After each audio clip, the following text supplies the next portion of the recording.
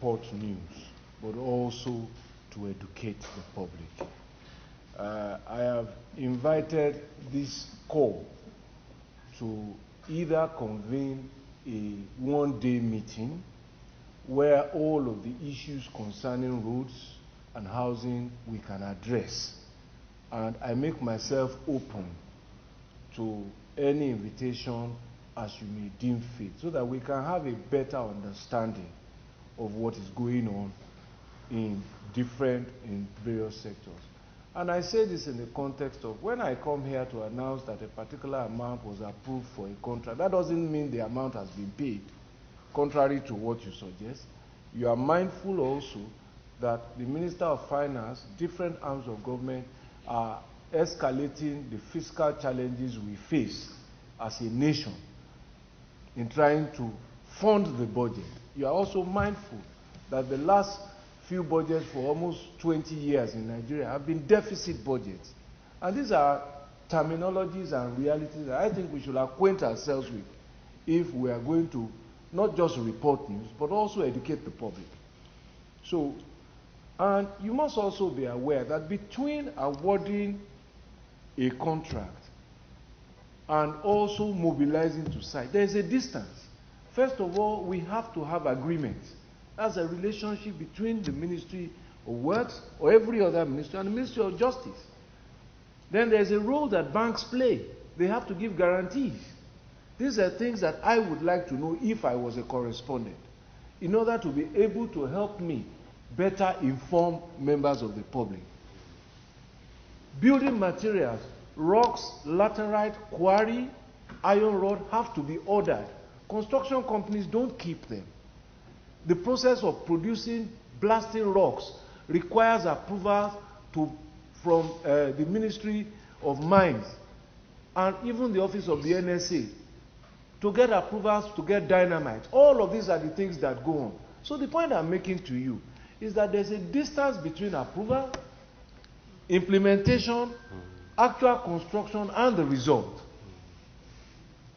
Now, the other point I wish to make to you also is that the problems of some of the places like Warri, Benin, Saple Road, the southeast that you talk about, first of all, you must understand that those places don't just stand in isolation. The Niger Delta is the lungs of Nigeria. That's the rainforest. It's a high water table area. These problems are not as pronounced as they are now, in January and February. The reason is that that's the dry season of the year. This is the rainy season, it's weather conditions. And I know no country, there's no country in the world that doesn't face transport challenges in extreme weather. In some places, it is winter and snow. They cancel flights. It's transportation. They cancel rail programs. Some places, it is typhoon, hurricane. In some places, you can't even come out. So this is the season we are just getting to the end of rainy season. Flood. It will affect roads. We've seen cities submerged. We've seen infrastructure blown down in other parts of the world. It's one world. It's the same rain. It's the same planet. This is our own time to experience it. It's moving out of Nigeria now and going somewhere else. So what we experience at this year is unusual. It's not a good time to be in the transport system. We also want this season to quickly end so that we can go back to work during the dry weather. And that takes me then to the point about preparation for the end of the year. You know that we have the Ember Month preparation. The team has already started work. We'll be working with law enforcement. We'll be working with FRSC. We'll also be working with our contractors. The plan is that in places where they are not yet constructed, they should make palliatives so that the heavy traffic movement during the end of the year is manageable and will reduce the inconvenience of our commuters to the various minimum. You must understand also that on every road where construction is going on is a construction site. So help us manage the understanding of the public that you can't drive through a construction site at normal speed. Ideal thing is that you close down a construction site But we can't afford to do that.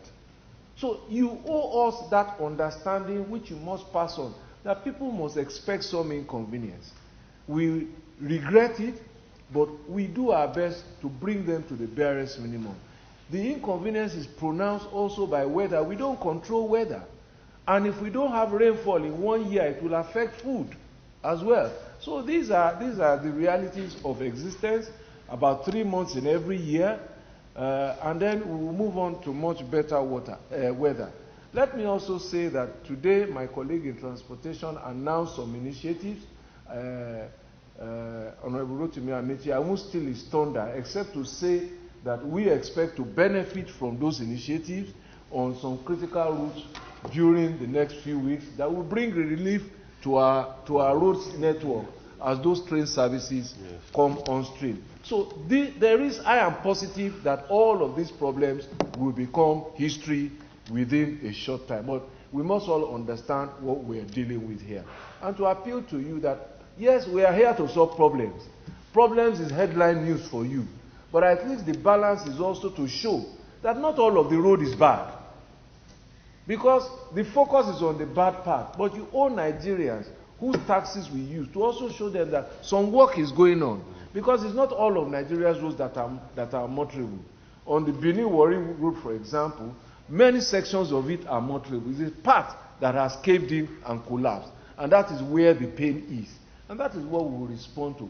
Same thing on Lagos-Ibadan, same thing on so many parts of the road. And I think it's important to have that balance in order even to encourage people to have hope in the country. Because it's not as bad as sometimes we portray. That's your headline, we know. But it's important to let them know that on a 100-kilometer stretch, maybe 10-15% is bad. Because you actually drive to that point before you feel the pain. And those are the places we are addressing. Thank you very much. I really must go now.